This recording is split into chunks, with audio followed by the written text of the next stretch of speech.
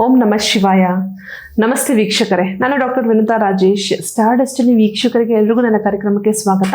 ಇವತ್ತು ಬನ್ನಿ, ತುಂಬ ಜನ ಕಮೆಂಟ್ ಸೆಕ್ಷನ್ ಆಲ್ರೆಡಿ ಕೇಳ್ತಿದ್ದೀನಿ, ಮೇಡಮ್ ನನ್ನ ಹೆಸರು ಬಂದಿಲ್ಲ, ನನ್ನ ಲೆಟರ್ ಇನ್ನೂ ಪ್ರೋಗ್ರಾಮ್ ಮಾಡಿಲ್ಲ, ನೀವು 2025 ಸ್ಟಾರ್ಟ್ ಆಗಿಬಿಟ್ಟಿದೆ ಅಂತ ಹೇಳಿ. ಹೌದು, ಪ್ರತಿಯೊಂದು ಕಾರ್ಯಕ್ರಮ ಮಾಡಲಿಕ್ಕೆ ಸ್ವಲ್ಪ ಸಮಯ ತಡವಾಯಿತು, ಬಟ್ ಸ್ಟಿಲ್ ನಿಮ್ಮ ಒಂದು ಅಭಿಮಾನಕ್ಕೆ ಖಂಡಿತ ನನ್ನ ಕಾರ್ಯಕ್ರಮಗಳು ಪ್ರತಿಯೊಂದು ನಾನು ನಿಮಗೆ ನಡೆಸ್ಕೊಡ್ತೀನಿ. ಜಿ ಅನ್ನೋ ಅಕ್ಷರದಲ್ಲಿ ಹುಟ್ಟಿರೋಂಥವ್ರ ಬಗ್ಗೆ ಗಗನ್, ಗೌತಮ್, ಗಾಯತ್ರಿ, ಗೀತಾ ಎಕ್ಸೆಟ್ರಾ ಎಕ್ಸೆಟ್ರಾ ಅಲ್ವಾ, ಎಷ್ಟೊಂದು ಹೆಸರಿದೆ ಜಿ ಅನ್ನೋ ಅಕ್ಷರದಲ್ಲಿ. ಜಿ ಅನ್ನೋ ಅಕ್ಷರ ನಿಮ್ಮ ಹೆಸರಾಗಿತ್ತು ಅಂದರೆ ಈ ಪ್ರೋಗ್ರಾಮ್ ಖಂಡಿತ ನಿಮಗೋಸ್ಕರ. ಸೊ ಇಲ್ಲಿ ಯಾವುದೇ ರೀತಿಯಾದ ರಾಶಿ, ನಕ್ಷತ್ರ ಅಥವಾ ಯಾವುದೇ ರೀತಿಯಾದ ಒಂದು ಬೇರೆ ಬೇರೆ ಅಂದರೆ ಯಾವ ಗ್ರಹದಲ್ಲಿ ಬರುತ್ತೆ, ಯಾವ ಟ್ರಾನ್ಸಿಟ್ಸ್ ನಡೆಯುತ್ತೆ, ಯಾವುದೇ ರಾಶಿಯವರಾಗಿರಲಿ, ನೀವು ಯಾವುದೇ ನಕ್ಷತ್ರದವರಾಗಿರಲಿ, ನಿಮ್ಮ ಹೆಸರು ಜಿ ಅನ್ನೋ ಅಕ್ಷರದಿಂದ ಸ್ಟಾರ್ಟ್ ಆಗ್ತಾ ಇದ್ರೆ ಈ ಕಾರ್ಯಕ್ರಮ ನಿಮಗೋಸ್ಕರ. ಜಿ ನಾವು ಬರೆಯುವಾಗ ಹೇಗೆ ಬರಿತೀವಿ, ಒಂದು ರೀತಿಯಲ್ಲಿ ಸಿ ರೀತಿಯಲ್ಲಿ ಬರಿತೀವಿ, ಫಾರ್ವರ್ಡಿಂಗ್ ಆಗಿರುತ್ತೆ. ಮತ್ತು ಜಿ ಅನ್ನೋ ಅಕ್ಷರ ಯಾವಾಗ್ಲೂ ಒಂದು ಸ್ಪಿರಿಚುವಲ್ ಆಸ್ಪೆಕ್ಟ್ನ ಅಟ್ರಾಕ್ಟ್ ಮಾಡುತ್ತೆ. ಸೊ ಆ ಒಂದು ಸಿ ಅಂತ ಅಂದರೆ ಒಂದು ಕೌಟುಂಬಿಕ, ಕಂಪ್ಲೀಟ್ ಅಂತ ಹೇಳಿ. ಈವನ್ ಜಿ ಅನ್ನೋ ಅಕ್ಷರದವರು ತುಂಬ ಫ್ಯಾಮಿಲಿ ಓರಿಯೆಂಟೆಡ್ ಪರ್ಸನಾಲಿಟೀಸ್ ಆಗಿರ್ತಾರೆ.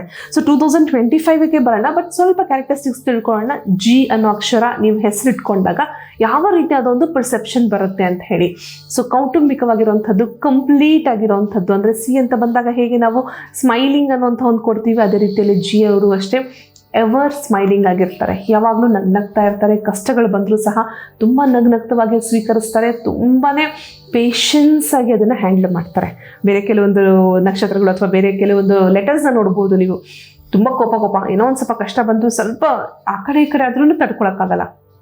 ಮನೇಲಿ ಒಂಚೂರು ಆ ಕಡೆ ಈ ಕಡೆ ಆಯಿತು, ಕೋಪ ಬರುತ್ತೆ, ಜಗಳ ಮಾಡ್ತಾರೆ.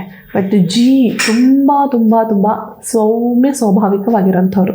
ನೀವಾಗಿರಬಹುದು, ನೀವು ನೋಡ್ತಾ ಇರೋಂಥವ್ರಾಗಿರಬಹುದು, ನಿಮ್ಮ ಫ್ರೆಂಡ್ಸ್, ನೇಬರ್ಸ್, ಸಿಬ್ಲಿಂಗ್ಸ್ ಯಾರು ಬೇಕಾದರೂ ಆಗಿರ್ಬೋದು, ನಿಮ್ಮ ಮದುವೆಯಾಗಿರೋಂಥ ಲವ್ ಪಾರ್ಟ್ನರ್ ಯಾರು ಬೇಕಾದರೂ ಆಗಿರ್ಬೋದು. ಜಿ ವೆರಿ ಸ್ಮೈಲಿಂಗ್ ಆಗಿರೋಂಥ ಒಂದು ಲೆಟರ್ ಇರೋಂಥ ಪರ್ಸೆಪ್ಷನ್ ಬರುತ್ತೆ. ಒಂದು ಸಣ್ಣದಾಗಿ ಒಂದು ಇದು ಮಾಡೋಣ. ಯಾರ್ಯಾರು ಜಿ ಅನ್ನೋ ಅಕ್ಷರದವ್ರು ನೋಡ್ತಾ ಇದ್ದೀರಾ ಖಂಡಿತ ಕಾಮೆಂಟ್ ಸೆಕ್ಷನಲ್ಲಿ ಮಾಡಿ, ಅಥವಾ ನಿಮ್ಗೆ ಗೊತ್ತಿರೋ ಫ್ರೆಂಡ್ಸ್ ಯಾರಾದರೂ ಇತ್ತು ಅಂದ್ರೂ ಸಹ ಕಾಮೆಂಟ್ ಮಾಡಿ ಅವ್ರ ಹೆಸರನ್ನು. ಸೊ ನನಗೂ ಗೊತ್ತಾಗುತ್ತೆ ಎಷ್ಟು ಜನ ಜಿ ಅಕ್ಷರದವರು ಈ ಕಾರ್ಯಕ್ರಮ ನೋಡ್ತಾ ಇದ್ದೀರಾ ಅಂತ.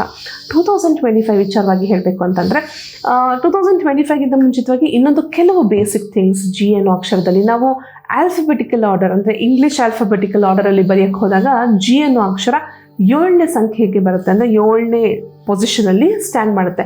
A1, B2, C3 ಆ ರೀತಿ ನೋಡಿದ್ರೆ ನಾವು 7 ಅಂತ ಬರೆದಾಗ ಜಿ ಅನ್ನೋ ಅಕ್ಷರ ಬರುತ್ತೆ.